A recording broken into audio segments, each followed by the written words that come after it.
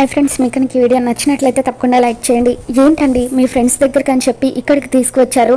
ఇలా పెళ్లి కాకముందే హోటల్ గదికి రావడం నాకు ఇష్టం లేదు, వెళ్దాం పదండి అని చెప్పి ఇందు బతిమలాడుతూ ఉంటుంది. ఇక దాంతో ఫ్రెండ్స్ దగ్గరికి అని చెప్పకపోతే నువ్వు నాతో రావు కదా, అందుకే ఇలా నిన్ను ఇక్కడికి తీసుకుని వచ్చాను, ఏం కాదులే అని చెప్పి అలా ఇందుకి ముద్దు పెట్టబోతూ ఉంటే అప్పుడే హోటల్ బాయ్ వాటర్ బాటిల్స్ తీసుకొని డోర్ కొట్టకుండా అలా డోర్ తోసుకొని లోపలికి వస్తాడు.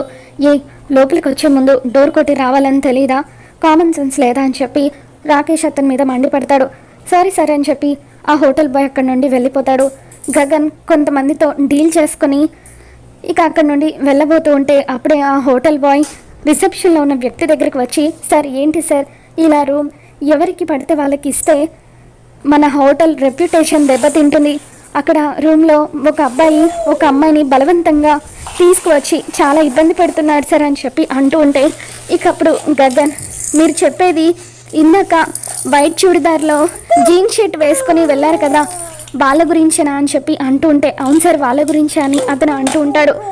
రూమ్ నెంబర్ ఎంత అని చెప్పి గగన్ అడుగుతాడు. 105 సార్ అని చెప్పి అతను అనగానే గగన్ ఆవేశంగా ఆ రూమ్ దగ్గరికి వెళ్తూ ఉంటాడు. ఇక డోర్ లాక్ చేసి, ఏం కాదులేదు ఎలాగో పెళ్లి చేసుకోబోతున్నాం కదా అని చెప్పి రాకేష్ ఇందుని బలవంతం చేస్తూ ఉంటాడు. అప్పుడే గగన్ డోర్ బద్దలు కొట్టుకొని లోపలికి వెళ్తాడు. ఒక ఆడపిల్లని బలవంతం చేస్తావా అని చెప్పి రాకేష్ని గోడకేసి కొట్టి 2 చెంపలు కూడా వాయిస్తూ ఉంటాడు. ఏయ్ వదులు, అతను నాకు కాబోయే భర్త అని చెప్పి ఇందు అంటూ ఉంటుంది.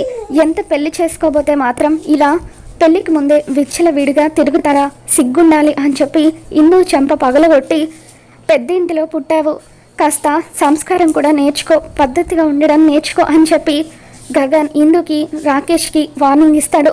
ఇక అలా ఇందు చెంప పగలగొట్టి రాకేష్ని చిత్తకొట్టి, పెళ్లి కాకముందు ఇంకోసారి ఎక్కడైనా కనిపిస్తే చంపి పడేస్తాను అని చెప్పి గగన్ వార్నింగ్ ఇచ్చి అక్కడి నుండి వెళ్ళిపోతాడు. మరో పక్క భూమి హాస్పిటల్కి వెళ్తుంది. డబ్బులు కడితేనే డాక్టర్ ట్రీట్మెంట్ చేస్తానని చెప్పడంతో డబ్బులు కట్టేస్తాను అని చెప్పి అపూర్వకి ఫోన్ చేసి, నువ్వు నాకు 3 లక్షలు ఇవ్వాలి, లేదంటే అంకుల్కి నీ గురించి చెప్పేస్తాను అని చెప్పి భయపెట్టి బ్లాక్మెయిల్ చేసి ఒక చోటుకు రమ్మని డబ్బులు తీసుకుంటుంది. ఎందుకు నన్ను బ్లాక్మెయిల్ చేసి డబ్బులు అడుగుతున్నావని అపూర్వ అంటూ ఉంటే, ఇప్పటి వరకు నువ్వు పాపాలే చేసావు, నీతో ఒక పుణ్యం చేయిద్దామని అనుకుంటున్నాను. ఒకతనికి హాస్పిటల్లో ట్రీట్మెంట్ జరుగుతుంది, అతని ట్రీట్మెంట్ కోసమే డబ్బులు తీసుకుంటున్నానని చెప్పి భూమి అంటూ ఉంటే, వాడెవడి కోసమో నా దగ్గర బ్లాక్మెయిల్ చేసి డబ్బులు తీసుకుంటున్నావా అని చెప్పి అపూర్వ అంటుంది. నీకు కూడా కాస్త పుణ్యం రావాలి కదా, అందుకే ఇదంతా చేస్తున్నాను అని చెప్పి భూమి డబ్బులు తీసుకొని హాస్పిటల్కి వెళ్ళిపోతుంది. అపూర్వ అక్కడి నుండి వెళ్ళినట్టుగా నటించి అసలు ఇది ఎవరి కోసం డబ్బులు తీసుకువెళ్తుంది అని చెప్పి ఆటోలో హాస్పిటల్కి వెళ్తూ భూమిని ఫాలో అవుతూ ఉంటుంది.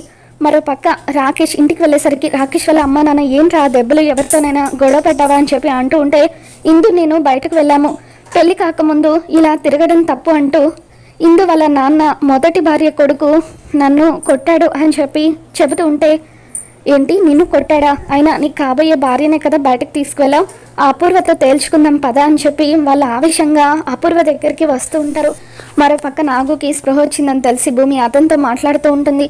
నేను శోభచంద్ర కూతురునని మా నాన్నకి చెబుతారా అని భూమి అడుగుతూ ఉంటే, తప్పకుండా చెబుతానమ్మా, చిన్నదానివైనా నా ప్రాణం కాపాడావు, నేను నిన్ను ఎంత ఇబ్బంది పెట్టినా అవన్నీ మనసులో పెట్టుకోలేదు, నా పాపాలకు ప్రాయశ్చిత్తం చేసుకుంటాను అని చెప్పి నాగు నిజం చెబుతాను అంటూ ఉంటే భూమి ఆనందపడిపోతూ ఉంటుంది. ఇక అపూర్వ మాత్రం ఆ గది దగ్గర నిలబడి అలా లోపలికి చూస్తూ షాక్లో ఉండిపోతుంది. ఈ వీడియో మీకు నచ్చినట్లయితే తప్పకుండా లైక్ చేయండి.